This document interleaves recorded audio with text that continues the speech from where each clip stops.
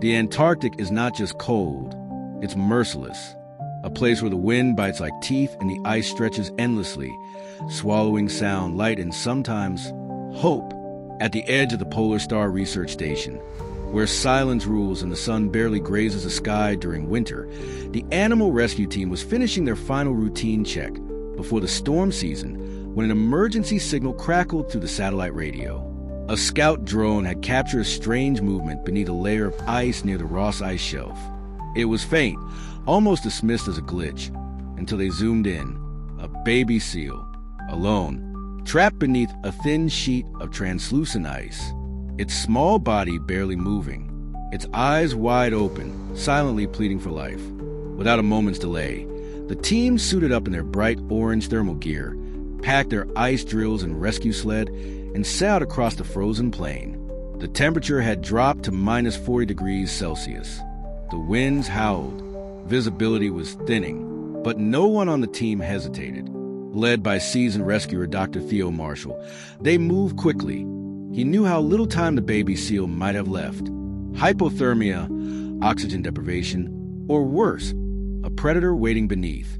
When they arrived, the scene was heartbreaking. A tiny Weddell seal pup, no older than a few weeks, lay trapped in a shallow ice cavity, likely separated from its mother during a sudden snow collapse the night before. Its breathing was slow, its small flippers pressed against the thin sheet above it, which was rapidly freezing thicker by the minute. "We don't have much time," Theo said quietly. The team formed a perimeter to protect against the freezing wind, using portable thermal shields. Another member, Clara, carefully marked the ice line where the pup lay underneath. One wrong crack could crush it. With surgical precision, they began drilling. The team worked in silence, save for the low hum of equipment and the occasional deep breath into freezing air. It took 37 painstaking minutes to carefully chip away the surrounding ice. The baby seal never moved. They weren't even sure it was alive anymore. Then, finally, the last layer broke. Gently, Clara reached in and cradled the pup's body in her arms. It was ice cold, limp, barely breathing. A wave of sorrow passed over them. But Theo wasn't giving up. Thermal wrap now. They placed the pup on a portable warming mat, wrapped it in an electric blanket, and began gently massaging its flippers. Theo administered a warm saline injection under the skin to restore circulation and followed it with oxygen via a tiny respirator. 10 minutes passed, then 20. Still nothing, until suddenly the pup twitched, just slightly, then a faint squeak. Its eyes fluttered open for the first time. It was alive. The team breathed a collective sigh of relief. But this was just the beginning. They transported the pup back to the Polar Star Station, where a temporary ICU for marine life had been prepared. Over the next few days, they nursed the fragile seal back from the edge of death, feeding it through a tube with high-nutrition fish slurry, monitoring its breathing, and treating the early signs of frostbite on its flippers. It was slow, heartbreaking. The pup, affectionately named Frosty by the staff, couldn't move on its own for days. Its body had shut down from extreme cold.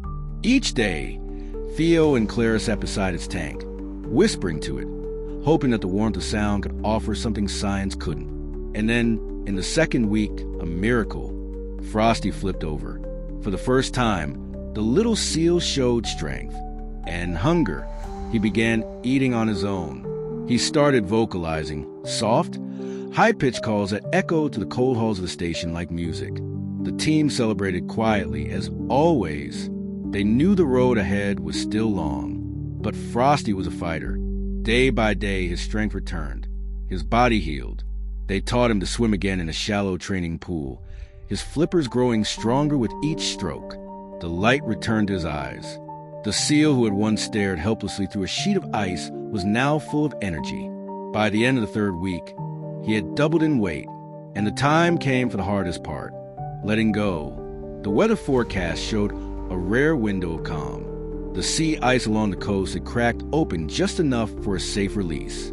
The team loaded Frosty into a transport sled, now strong enough to hold himself up. His head turned left and right as they reached the icy edge of the Southern Ocean. Theo kneeled down beside him, running a gloved hand over the seal's soft head. "You made it, little one," he whispered. The team stood silently, watching. Frosty slid forward, then paused. He turned around and looked back one last time. His eyes met theirs, not with fear, but with something like understanding. A moment passed. Then, with a splash, he slipped into the water and disappeared beneath the waves. The sea swallowed him whole. But this time, it didn't feel like loss. It felt like freedom.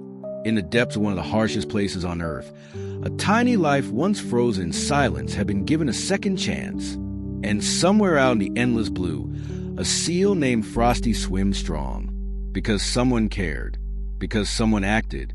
Because even in the coldest corners of the world, compassion still burns warm. Thank you for watching. If this story moved you, don't forget to like, subscribe, and share.